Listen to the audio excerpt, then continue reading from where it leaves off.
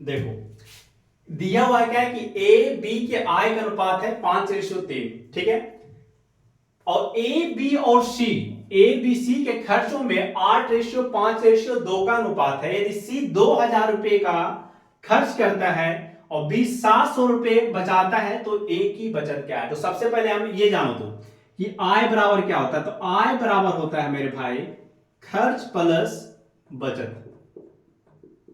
अगर आय निकालना रहेगा तो हम क्या करेंगे, खर्च और बचत को जोड़ेंगे, सबसे पहला। दूसरा पॉइंट, खर्च बराबर क्या होता है। खर्च बराबर होता है आय में से हम बचत घटाएंगे। खर्च में क्या करेंगे, आय में से बचत घटाएंगे। अगर हम बचत निकालना है, बचत निकालना है तो बचत में निकालना है तो आय में से खर्च को घटाएंगे तो क्या निकलेगा मेरा, बचत। Are you getting my point. एक पॉइंट समझ में आया तीनों। अब देखो क्या होगा, अब सवाल को क्लियरली समझो कि बोल क्या रहा है। देखो ए बी और सी तीन लोग हैं। इसमें से ए और बी के आय का अनुपात पता दिया हो मेरा कि 5:3।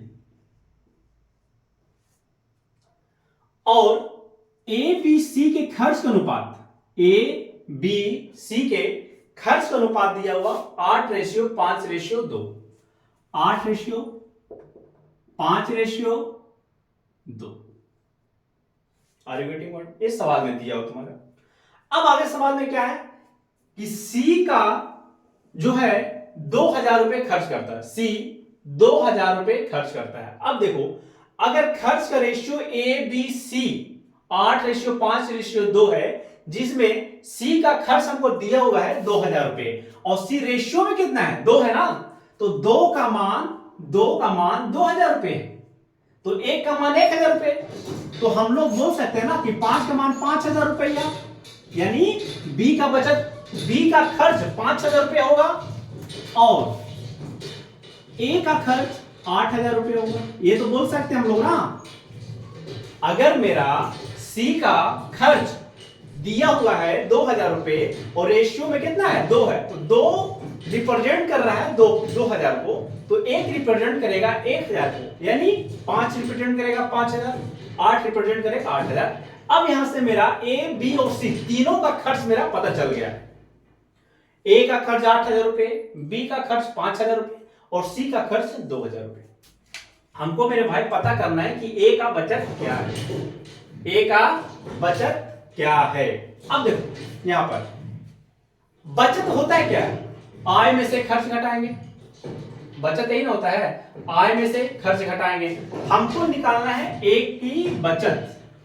ए का बचत नहीं, ए का आय निकालना होगा, सॉरी, ए का बचत ही निकालना, ए का बचत निकालना है। तो बचत निकले क्या, आय में से खर्च घटाएंगे। अगर मेरा ए का आय पता चल जाए, ए का आय पता चल जाए, खर्चा तुमको पता है, आय में से खर्च घटा देंगे, मेरा बचत निकल जाएगा। तो ए का आय निकलेगा कैसे, सबसे बड़ा सवाल ये हो जाता है। ए का आय निकलेगा बी से। अब बी से कैसे निकलेगा, देखो बी का खर्च का कितना आया 5,000 रुपए, बी बचा कितना रहा है 700 रुपए। समझ पॉइंट, देखो बी खर्च कर रहा है 5,000 रुपए, बचा रहा है 700 रुपए। आय क्या हो गया बी का, आय क्या हो गया, खर्च प्लस बचत। बी का आय क्या हो गया, बी का आय खर्च प्लस बचत होगा ना, बोलो। आय बराबर खर्च प्लस बचत होता है। तो बी का आय क्या हो जाएगा, खर्च प्लस बचत। खर्च कितना कर रहा है आप 5,000 रुपए और बचत कितना कर रहा है 700 रुपए। ध्यान से समझो, समझ में आ रहा बात, 5700 रुपए, यानी ये बी का आय निकला 5700 रुपए। जो बी का आय 5700 निकला, ये 3 का 3 रेशियो का वैल्यू निकला। अब देखो 3:3 जो रिप्रेजेंट कर रहा है वो 5700 को कर रहा है। 3 रिप्रेजेंट कितना कर रहा है 5700 को, 1 रिप्रेजेंट करेगा 1900 को, तो 5 रिप्रेजेंट करेगा 9500। यानी फाइनली मेरे भाई ए का आय हमने निकाल लिया 9500 रुपए। तो आप पूछ रहे ए का बचत क्या होगा, ए का बचत क्या होगा। तो ए का बचत क्या होगा, आय में से खर्च घटाएंगे। सिंपल सी तो है कि अगर खर्च निकालना है तो आय में से हम लोग बचत को क्या करेंगे, घटा देंगे। बचत आय कितना निकल गया? 9500 रुपए निकला आय का, बोलो। और खर्च मेरा कितना है? 8000 रुपए। तो 9500 में से अगर 8000 हम घटा देते हैं तो 1500 रुपए किसका निकला?